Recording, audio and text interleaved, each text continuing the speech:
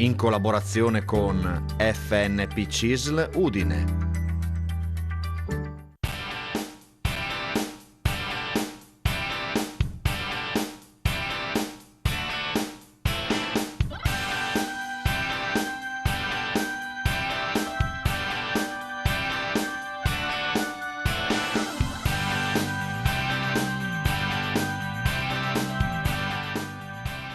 Buon pomeriggio, eccoci, ci siamo con lo Sportello Pensionati, che ricordiamo essere una trasmissione non dedicata esclusivamente a chi è già in pensione, ma anche ad altre persone, magari in attesa di andare in pensione o che vedono la pensione ancora molto lontana, e anche a persone che hanno problematiche di altro genere, per le quali i volontari dell'FNP CISL sono sempre a disposizione. Ricordiamo che i volontari dell'FNP, oltre a lavorare fisicamente agli sportelli, a partecipare qui alla nostra trasmissione, hanno alle spalle un'importante formazione, perché si prestano anche a seguire corsi, aggiornamenti. Quindi un grande sforzo che l'FNP CISL sta facendo per aiutare i cittadini in difficoltà. E vediamo subito chi sono le nostre ospiti di oggi. Con noi in studio Renata Della Ricca, segretaria AST CISL dell'Udinese della Bassa Friulana. Grazie per essere qui. Buonasera. E poi abbiamo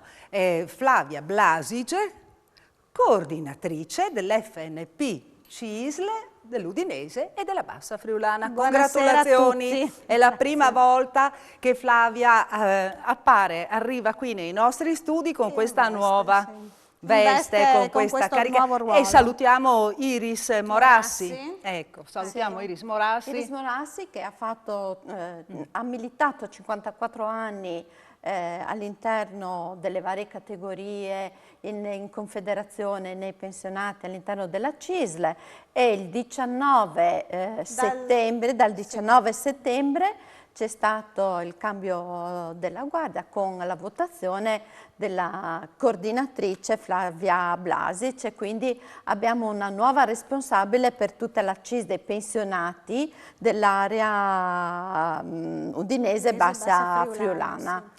Che poi, lo ricordiamo, Flavia è stata anche per diverso tempo coordinatrice delle donne, no? Esatto. Del sindacato. Sì. Quindi Sempre dell'FNP. Sempre dell'FNP. Sempre E dell'FNP. segretaria della CISL Scuola, Esatto. quando era Quando ero tra gli attivi, quando lavoravo nella scuola. Beh, prima lavoravi nelle scuole, mi piace, quando ero negli attivi, perché Negli attivi negli adesso? attivi C'è una mi pare tu differenza. sia molto attiva anche adesso, no? Sì, ma negli attivi, nei lavoratori attivi, diciamo, diversi, in una condizione attivi- diversa, giuridicamente diversa dai pensionati, ecco, diciamo così.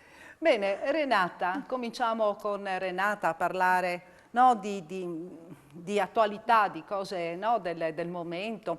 È già da tempo che noi stiamo parlando di questo benedetto bonus 200, per sì. qualcuno non è arrivato, adesso sappiamo che è arrivato anche, che c'è anche questa possibilità per gli autonomi. Sì, abbiamo parlato più volte del bonus di 200 euro, più di qualcuno durante anche questa trasmissione ci aveva chiamato che non l'aveva ricevuto, se poteva riceverlo, e oggi abbiamo un'ulteriore notizia che grazie anche al decreto legge 50 del 2020 sono entrati anche tutti i lavoratori autonomi che nella prima tranche non potevano richiedere questo bonus di 200 euro. Però condizione sine qua non il reddito, no? Anche in questo caso. Sì, c'è i requisiti di accesso.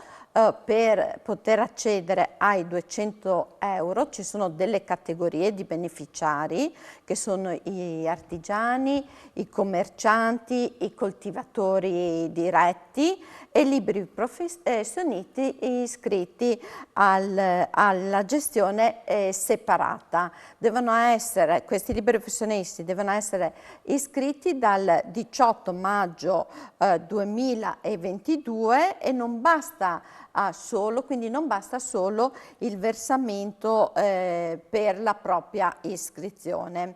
bisogna avere un reddito, aver avuto un reddito nel 2021 di 35.000 euro, essere logicamente titolari di partita IVA e un'attività lavorativa avviata già, come dicevo, dal 18 maggio 2022. È un piccolo aiuto anche per i lavoratori autonomi che il governo fa come ai lavoratori dipendenti. Un ulteriore anche beneficio viene dato per chi ha redditi inferiori ai 20.000, che sono altri 150 euro. La domanda va presentata entro il 30 novembre e le domande possono essere fatte agli sportelli del patronato oppure noi abbiamo uno sportello che si chiama Vivace, dove seguiamo tutti i lavoratori autonomi e liberi professionisti, oppure attraverso il portale INPS. Ecco, io prima di parlare, di affrontare altri argomenti con Renata, farei anche un commento, o perlomeno sentirei quali sono le aspettative dei pensionati adesso per quanto riguarda, no? Cioè, le aspettative nei confronti del nuovo governo. Sì, allora perché tante cose in piedi ci sono. Tante cose in piedi, diciamo che col governo Draghi erano stati impostati dei tavoli di lavoro molto soddisfacenti perché avevamo delle aspettative in corso. Diciamo che adesso, prima dell'insediamento del nuovo governo, Draghi, per dire la verità, sta cercando di sistemare molte cose. Sappiamo anche che questo decreto di 14 miliardi, che però non è sufficiente, no? È chiaro che le nostre richieste rimangono sempre le stesse, quelle che abbiamo presentato al governo Draghi, quindi anche per quanto riguarda le pensioni, poter andare in pensione con 41 anni di servizio, e naturalmente la riforma del cuneo fiscale e naturalmente pensioni aderenti a quello che è il costo della vita, quindi un adeguamento perequativo, eccetera. Però la situazione adesso è cambiata, è peggiorata. Il nuovo governo sì. Ci aspettiamo, cioè, non possiamo dire ancora peggiorata, vedremo. No, peggiorata economicamente in generale, indipendentemente dall'insediamento di questo governo, di cui non conosciamo neanche la composizione ancora. Un attimo, no? È ovvio che noi dobbiamo adeguarci e certamente ci auguriamo di poter lavorare anche con questo governo e le stesse richieste le presenteremo anche a questo governo. Però c'è da dire che l'inflazione sta galoppando, per il prossimo anno si prevede un'inflazione superiore al 7%. C'è da dire che purtroppo il gas, gli stoccaggi non saranno sufficienti, quindi il prezzo del gas schizzerà ancora e le bollette sono quadruplicate, quindi è vero che, per dire la verità, sul DEF, cioè sul documento finanziario economico, in realtà ci sono state maggiori entrate per lo Stato perché essendoci l'inflazione sono aumentate anche le tasse ovviamente, no? Però c'è un accantonamento di 10 miliardi, voglio dire che potrebbe essere riversato, però appunto bisogna vedere questo Quindi governo. È tutto in divenire perché ancora. È chiaro che tutte diciamo, non so, le promesse mirabolanti che sono state fatte, tipo flat tax, oppure riforma delle pensioni, eccetera, bisogna vedere, perché effettivamente soldi non ci sono, no? A parte questo, se poi possono anche fare uno scostamento di bilancio, sì, però chiaramente bisogna vedere con che conseguenze successive. Dobbiamo ricordarci che comunque è un debito che viene rimandato alle generazioni future e dobbiamo dire che il futuro che abbiamo davanti, cioè l'abbiamo considerato tante volte, è un futuro dove più della metà della popolazione sarà anziana, quindi con esigenze sanitarie ancora più forti di quelle che abbiamo adesso. Sappiamo benissimo in che stato è ridotta la sanità, dopo Renata ve ne parlerà, la situazione è grave, avremo bisogno, stavamo appunto dicendo, il 28 nel Consiglio dei Ministri doveva essere approvato il decreto delega sulla non autosufficienza, invece è stato rinviato ancora e non sappiamo se riusciranno a liquidarlo prima che si insedi il nuovo esecutivo, quindi 13 ottobre. È tutto da vedere. Perché il nuovo esecutivo si insedia il 13 ottobre. Il 13 ottobre. Come CISL e la CISL dal livello nazionale abbiamo stilato un'agenda che è stata presentata prima delle votazioni ai vari partiti che si sono candidati con i punti della CISL, dal mercato del lavoro, la contrattazione, il valore anche del lavoro pubblico, quindi il rinnovo di tutti i contratti, la preoccupazione che abbiamo nel sistema pensionistico. Noi come CISL ribadiamo che dopo 42 anni di lavoro e con qualsiasi età un lavoratore deve accedere al sistema pensionistico.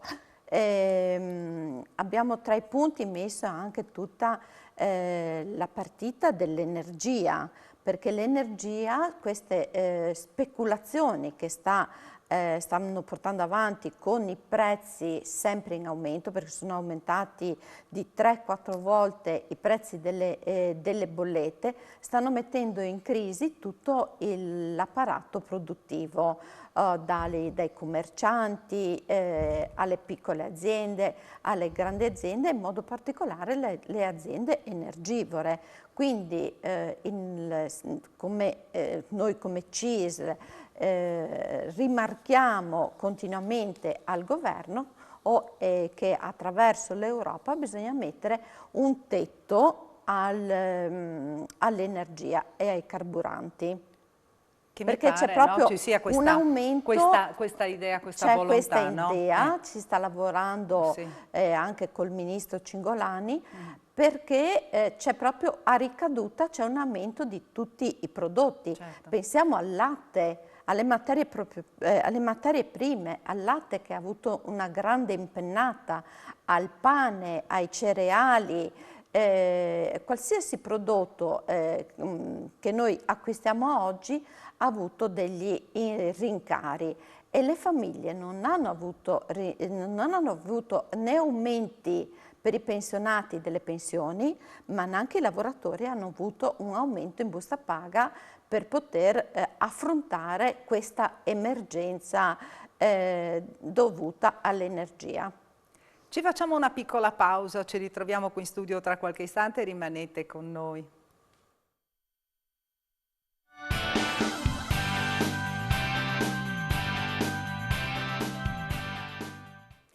Beh, giustamente mi faceva rilevare Renata, prima di fare la pausa, mi sono scordata, così presa nella foga, no? nelle chiacchiere, nelle considerazioni. Possiamo dare il via alle telefonate 0432 57 3517 e sms, solo sms al cellulare 351 570 5687. Mi raccomando, solo sms, non come nella puntata scorsa che continuavate a chiamarmi sul cellulare. Bene, detto questo, quindi dato il via, abbiamo fatto l'annuncio, possiamo intanto continuare a parlare di argomenti all'ordine del giorno. Parliamo di riclassificazione delle case di riposo, argomento molto caro a Renata.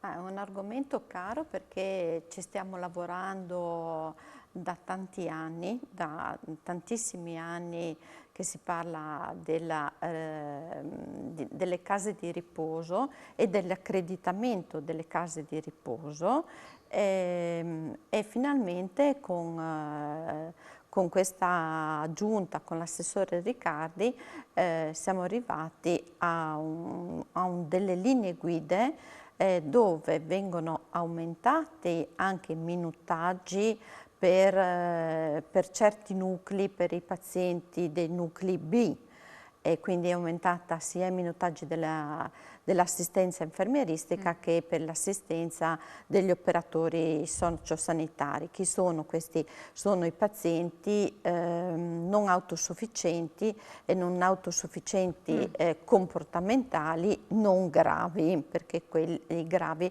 appartengono a altra categoria. Comunque la riforma permette che tutte le case di riposo offrano lo stesso servizio con gli stessi parametri all'interno della nostra regione, perché prima avevamo delle case di riposo delle ASP qui nella provincia di Udine, c'erano delle case di riposo molto più piccole all'interno degli appartamenti nella zona triestina e altre strutture con altre caratteristiche nella zona del Pordenonese. Quindi si è voluto dare un'omogeneità a tutte le case di riposo della nostra regione. Ma oltre a questo, quest'estate è stata fatta anche una delibera che ha aumentato a ogni familiare 2 euro al giorno, quindi portando da 18 a 20 euro il contributo, no, per le famiglie, ed aumentano anche i posti all'interno delle case di riposo convenzionati. Non c'è un aumento dei posti letto, ma un aumento dei posti convenzionati.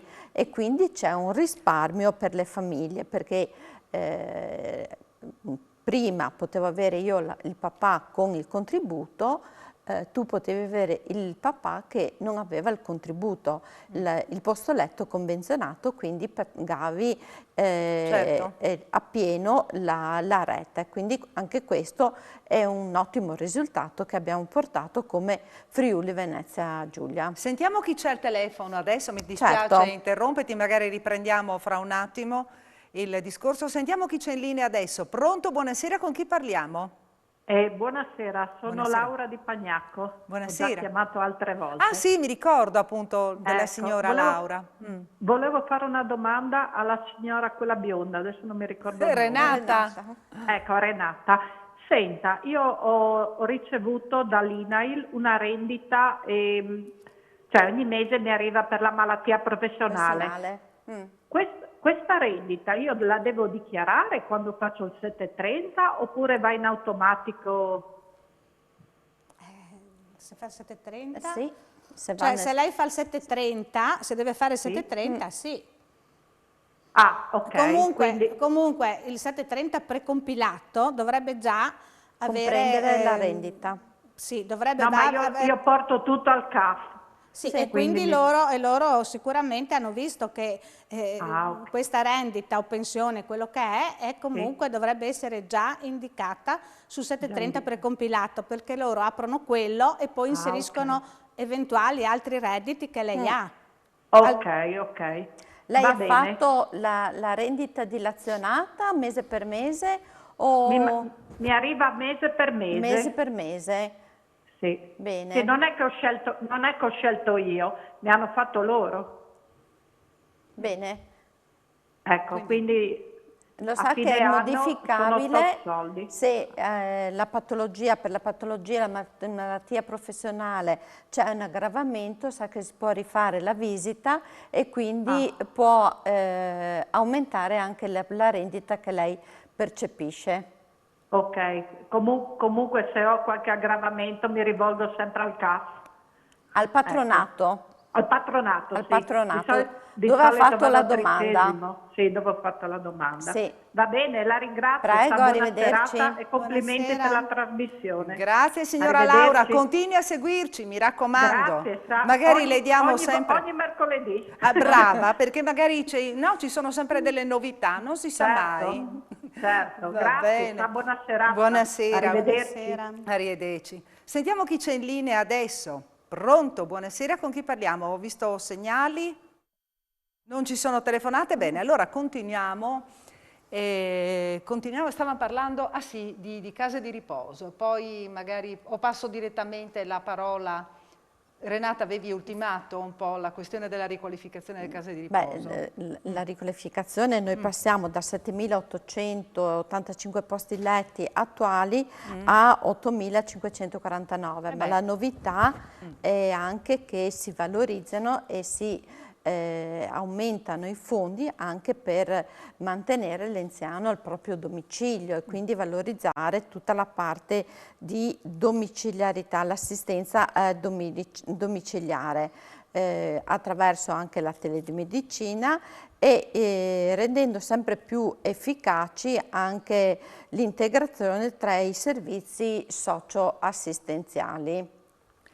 Quali novità ci dobbiamo aspettare adesso a novembre? Allora, già abbiamo anticipato, sono previsti degli aumenti? Allora, già sul cedolino della pensione di ottobre ci sono degli aumenti e parliamo della perequazione del 2%, che spetta però solo a chi ha un reddito di 35.000 euro, quindi corrisponde a una pensione di 2.692 lorda. Cosa dici? Sentiamo la telefonata e dopo continuiamo, dai, perché altrimenti... Chi c'è al telefono adesso? Pronto? Buonasera. Ci siamo, eh? Noi ci siamo. Buonasera. Eccoci, buonasera. Buonasera, con chi parliamo? Ci sente? Io ci sono. Sì? Noi la sentiamo bene. Pronti? Miami. Senta, io volevo fare una domanda. Sì. Posso farla? Prego, prego, siamo qua. L'aumento della pensione, quant'è? Dello 0, lo stava proprio, no? Le stavo proprio 0,2%. dicendo, per chi ha un reddito inferiore a 35.000 euro, cioè ha una pensione lorda inferiore a 2.692, avrà un aumento del 2% sulla pensione. Questo è un anticipo della perequazione che poi verrà corrisposta dal 1° gennaio 2023, perché è un provvedimento che è previsto proprio nel decreto aiuti ter, per venire incontro al caro vita e ai fabbisogni delle famiglie. Certo. Allora, questo però solo se la pensione lorda è inferiore a 2.692. Poi, sempre sul cedolino di ottobre, ci sono i conguagli, per esempio le 730. Se qualcuno ha dei soldi da avere, se risulta che è in credito con la dichiarazione 730, verranno corrisposti conguagli positivi, ma anche effettuati conguagli negativi, eventualmente con il cedolino di ottobre e anche con quello di novembre. Ecco. Poi c'è da dire che questo mese c'è l'aggravamento di altre 2 imposte che sono praticamente gli acconti 2022 per l'addizionale IRPEF comunale, ed è solo questo mese comunque, comunale e regionale. Solo per questo mese, quindi magari qualcuno si troverà una pensione inferiore, supponiamo che abbia debiti del 730 e le 2 imposte e avrà pensione più magra. Sì, però magari compensata con l'aumento magari della a qualcuno o più. Poi invece dal mese di novembre sarà corrisposta la perequazione dello 0,2 per tutti, questo indipendentemente dal... che praticamente verrà corrisposta come conguaglio 2021, che è la differenza, diciamo, fra l'inflazione prevista che era 1,7, invece è stata dell'1,9, quindi viene corrisposto a conguaglio questo 0,2. Poi dal 2023 è previsto l'adeguamento in base all'inflazione, che staremo a vedere, ma si presume superiore al 7%, quindi eventualmente se la legge verrà applicata così come è scritta ci sarà un aumento pari al 7, forse anche di più, naturalmente in base alla pensione che uno percepisce, perché questo è chiaro. Perché diciamo che fino a un certo livello la perequazione è al 100, poi diventa del 90 e poi diventa del 75 per le pensioni più alte. Ecco, questo diciamo. Ho capito. E questi sono gli aumenti che per adesso di cui siamo certi. per adesso siamo sicuri. Poi il mese di novembre verrà corrisposto anche il bonus che è previsto è praticamente il secondo bonus, no? Solo che questa volta anziché essere per i redditi fino a 35.000 è per i redditi fino a 20.000. E quindi bisogna, diciamo, avere una pensione inferiore a 1.538 euro lordi. Quindi quelli che hanno una pensione superiore a questo importo non avranno il bonus da 150 euro. Ok? Ad ogni modo si parla sempre di reddito. Il bonus è sempre al lordo. Sì, sempre all'ordo. In genere sul cedolino della pensione in alto è scritto pensione lorda. Voi dovreste andare a vedere, ma praticamente fino a 1.538 euro si percepirà il bonus senza fare nessuna domanda, e questo vale anche per quelli che sono in NASPI, in disoccupazione, che percepiscono reddito di cittadinanza, eccetera.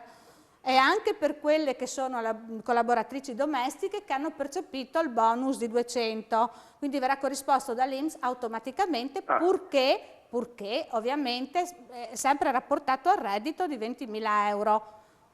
Ecco, questo... Allora, io sono vedovo, percepisco la riversibilità della moglie, vengono messe assieme queste due pensioni? Vengono messe assieme, esattamente.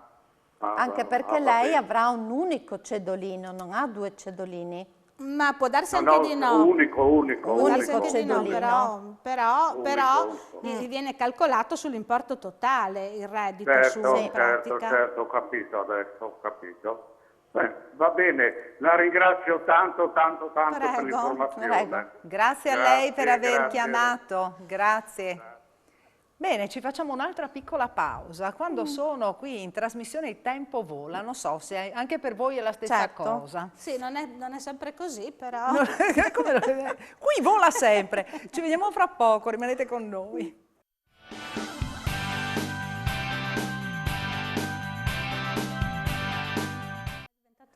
Eccoci nuovamente in studio. Messaggio: vorrei sapere se gli operatori sociosanitari saranno riconosciuti come lavoro usurante. Diamo la risposta al messaggio e poi sentiamo chi c'è in linea. Saranno, dovrebbero essere già, sono già.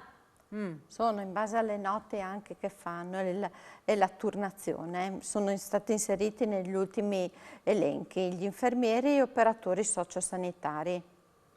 Sentiamo chi c'è in linea adesso, pronto? Buonasera, con chi parliamo? Con Viviana da Gorizia. Buonasera signora Viviana. Faccio una domanda. Prego. Vorrei sapere cosa sono i diritti inespressi. I diritti inespressi. Dipende. Vi voglio. Sì, diritti inespressi, sì, non so. A proposito di che argomento? Quando uno va in pensione, passati i 5 anni della pensione, sono tutti questi aumenti che vengono raggruppati. Quindi si deve fare una domanda, io quello ho saputo, non sono tanto sicura, e quindi tutti questi aumenti vengono raggruppati, vengono dati dopo i 5 anni della pensione, non so,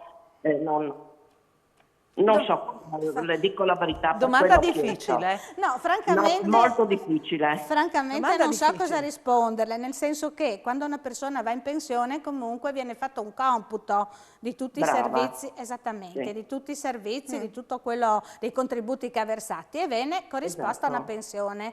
È una pensione in origine provvisoria, che quindi c'è un lasso di tempo entro il quale possono essere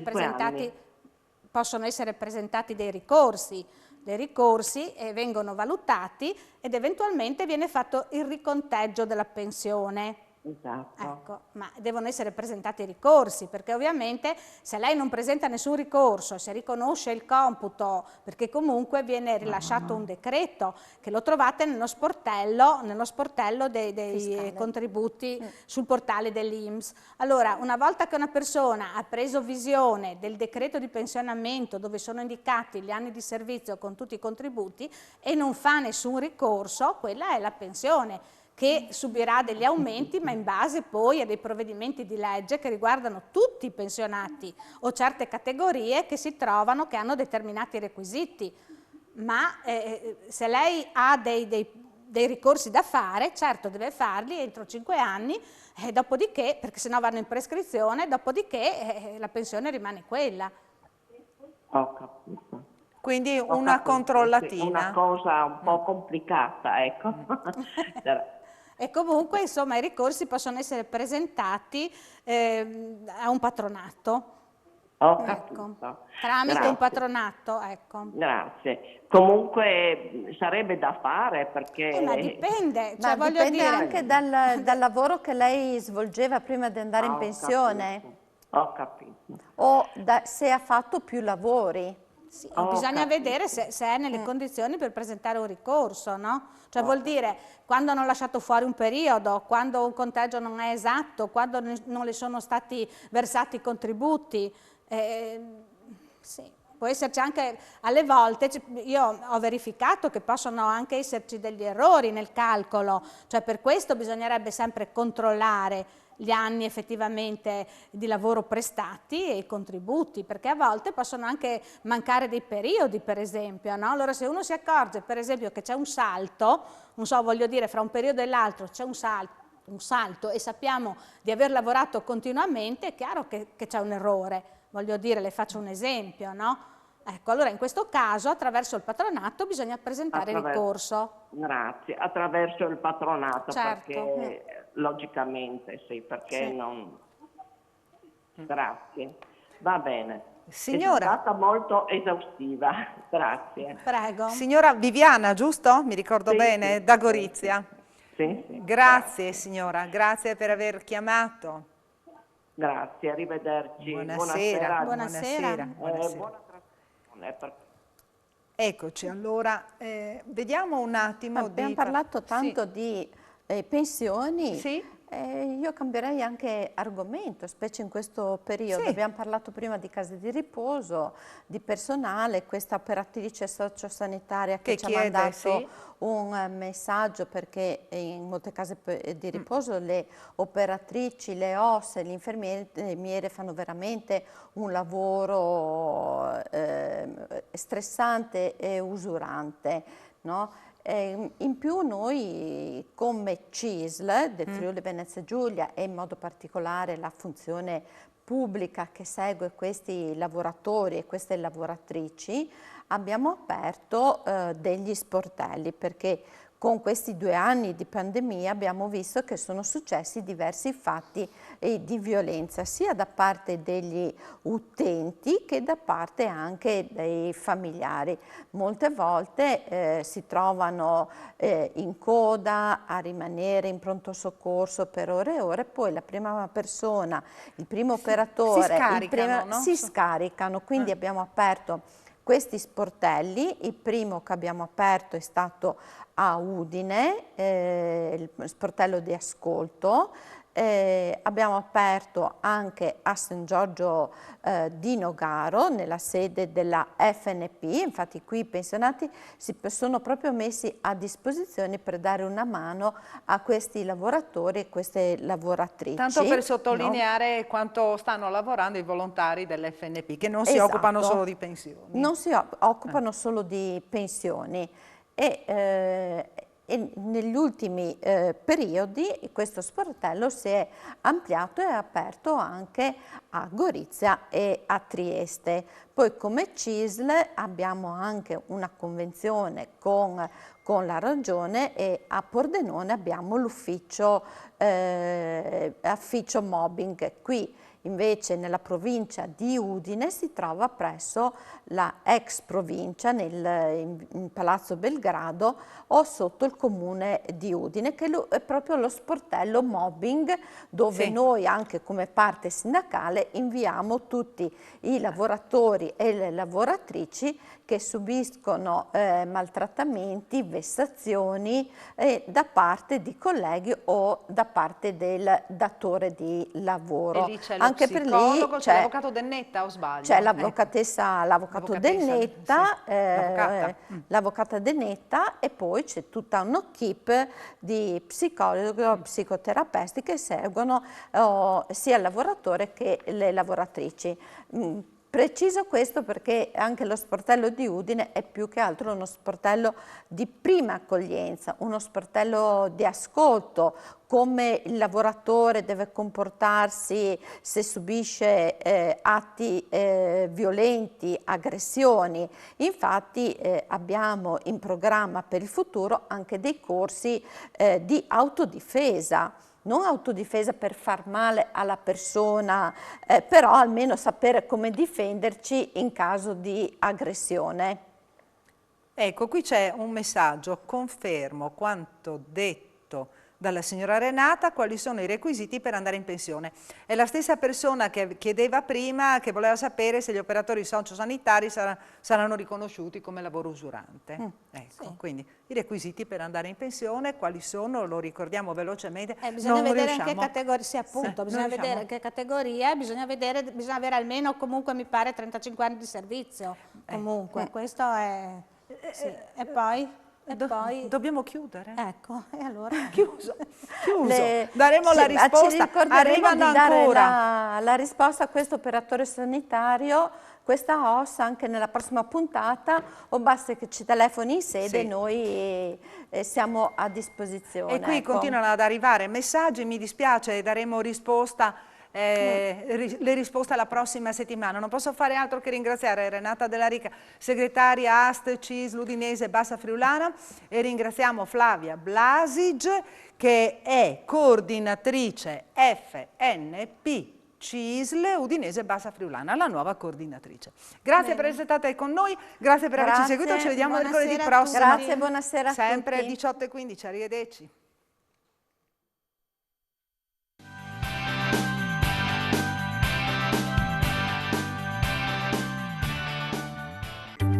In collaborazione con FNP CISL Udine.